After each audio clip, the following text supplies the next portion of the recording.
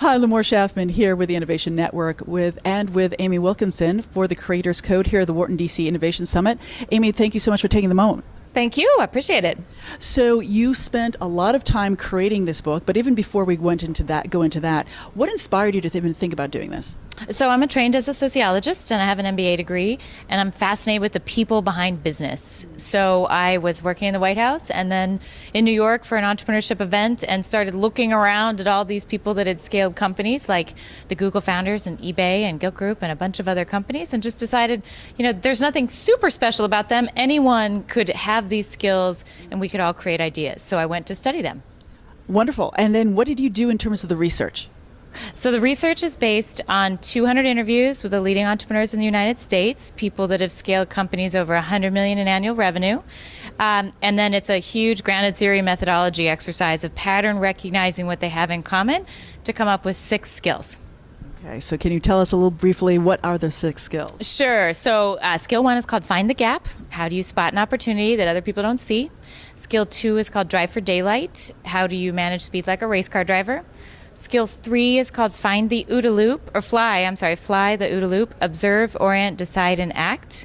It's about how can you outmaneuver a competitor. Skill 4 is called fail wisely. So it's about setting a failure ratio and actually overcoming the idea that you want to be perfect to be more resilient. Skill 5 is called network minds, and that's about how do you bring other brain power to you to solve problems in new ways. And then skill 6 is called gift small goods. It's about unleashing generosity and being more productive. Wonderful. So I'm going to pick on number 5 because I actually used to work in the theme park industry in Los Angeles.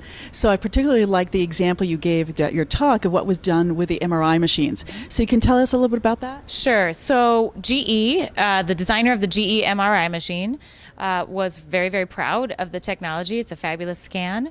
But Doug Dietz is his name. He was in a hospital observing the scan when a 5-year-old or 7-year-old, I guess, little girl came in and melted down and had a terrible experience, was very afraid of the MRI machine.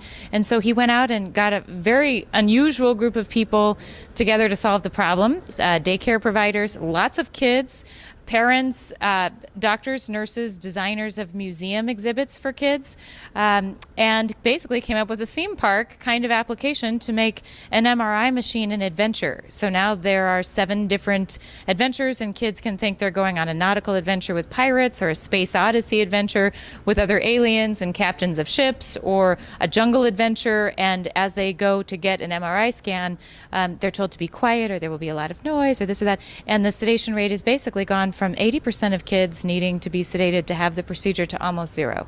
So it's an example of a fabulous solution by getting together very diverse people from, the youngest child to the most experienced medical technologist. The technology is the same, the experience is very different. So what you're describing, one thing that just came to mind is there is a chasm sometimes between the creative process and actually realizing it. So as you were speaking to these entrepreneurs, what have you learned is the way that they pass through that chasm? So I think it's the 6 skills of the research, and you need all 6. So a lot of times we just spot an opportunity. We might just find a gap and then we stop there. Or we might network minds like we just talked about, and then we stop there. You actually have to do all 6 steps. The 200 top entrepreneurs that I interviewed, they all have all 6 steps. So I think this is the code. So the book is called The Creators Code. I think if you want to crack the code, the real way to do it is to put in play all 6 of these skills.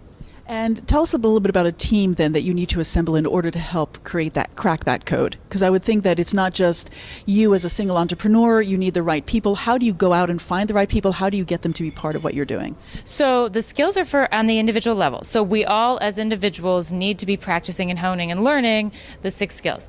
Obviously nobody succeeds all by themselves, right? No business is created by one person alone. So there is a real talent in getting other people to come and build things with you. The skill called gifting small goods is important there, and that's the idea that you could exchange small favors or small kindnesses. If you reach out and try to help someone else, forward their resume, critique their proposal, help them promote a product that they are marketing, they in the future really want to work with you. They bring you their next idea. They bring you more talent. So that's one way that all of us can, in an everyday kind of way, say, be looking to build relationships and then build teams and ideas. Wonderful. So just in summary, a quick question. How do you define innovation? Gosh, so innovation, I think, is a very wide term. I think it is also about creation. So I'm really focused on creators. I think that innovators and creators are similar and that they scale up new ideas. Wonderful. Thank you so much, Amy, for joining us. you. And thank you for joining us, and stay tuned for other interviews from the Innovation Summit for Wharton, D.C.